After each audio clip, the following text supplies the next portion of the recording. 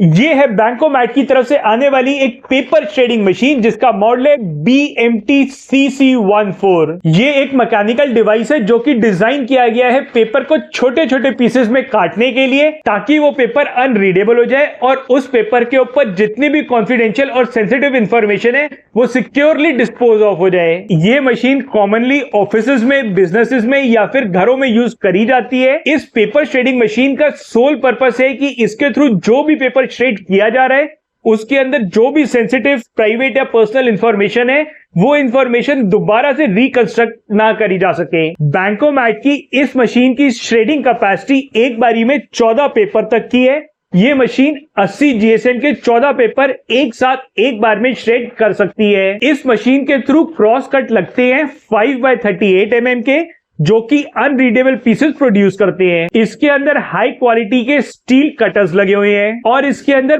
25 litre का waste bin है जो कि काफी ज्यादा बड़ा है। इस बॉक्स के अंदर एक छोटा वेस्ट बिन मिलता है जिसके अंदर डीवीडीज या फिर डेबिट कार्ड का वेस्ट कलेक्ट किया जाएगा। एक बड़ा वेस्ट बिन मिलता है जिसकी कैपेसिटी 25 लीटर की है और इसके अंदर पेपर वेस्ट कलेक्ट होता है। एक इंस्ट्रक्शन मैनुअल मिलती है और एक इसका मेन श्रेडिंग यूनिट मिलता है। इस वेस्ट बिन के अंदर ये जो स्लॉट दिए हुए हैं इसमें ये छोटे वाला बिन इस तरीके से अटैच हो जाएगा और इसके बाद इसके ऊपर ये मशीन आ जाएगी और इसके साथ ये जो केबल अटैच है तकरीबन 1 मीटर की केबल है जिसकी लेंथ भी काफी सफिशिएंट रहने वाली है। इसके टॉप में एक कंपार्टमेंट है जहाँ पे A4 साइज का पेपर डाल के श्रेड किया जा सकता है और इसी की बैक साइड में एक छोटा कंपार्टमेंट दिया हुआ है जिसके अंदर सीडीज या फिर कार्ड्स को डिस्ट्रॉय किया जा सकता है। इसके साइड में एक पावर लाइट इंडिकेटर है और इसके नीचे एक ओवरहीट इंडिकेटर है और इसके साइड में एक बटन है जिसका यूज करके इस मशीन को ऑन ऑफ किया जा सकता है या फिर ऑटो मोड पे डाला जा सकता है। तो सबसे पहले मैं आपको दिखाता हूं इस मशीन का सेफ्टी फीचर।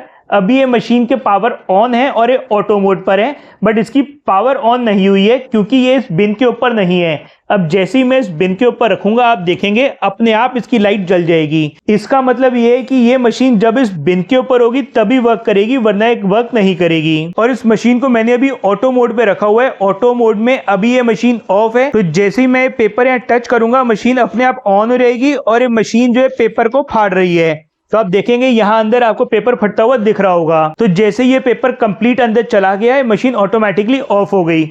और अब आपको दिखाता हूं कि इस मशीन ने जो पेपर काटा है वो किस तरीके से कटा है।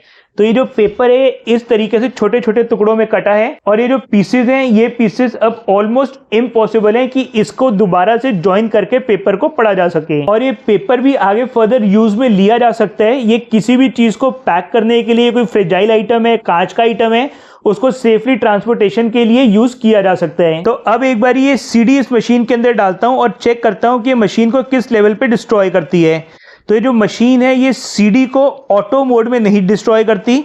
इसके लिए इस मशीन को इस तरफ लास्ट वाले मोड पे लेके जाना पड़ेगा, उसके बाद ये मशीन इस सीडी को डिस्ट्रॉय करेगी।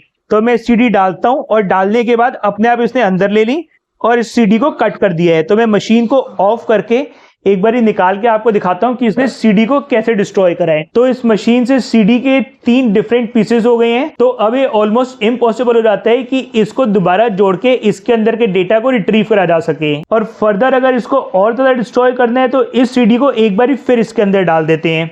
तो डालने के बाद देखते हैं क्या रिजल्ट आता है।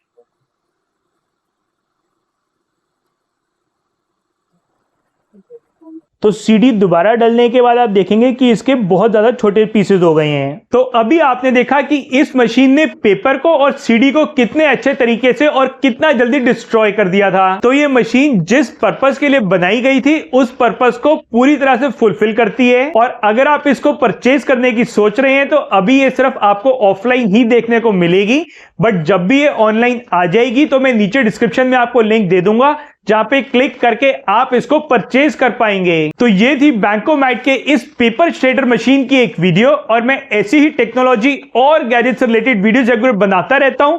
अगर आप भी चाहते हैं ऐसी वीडियोस रेगुलर देखना तो YouTube के ऊपर ग्लिटर्स इन्फो चैनल को जरूर सब्सक्राइब करें और बेल आइकन प्रेस करके ऑल दबाएं ताकि मेरी बनाई वीडियोस की सभी नोटिफिकेशंस मिले आपको सबसे पहले और आप मेरी कोई भी वीडियो मिस ना करें। फिर मिलूंगा आपको एक नई वीडियो में नई इंफॉर्मेशन या नई गैजेट के साथ।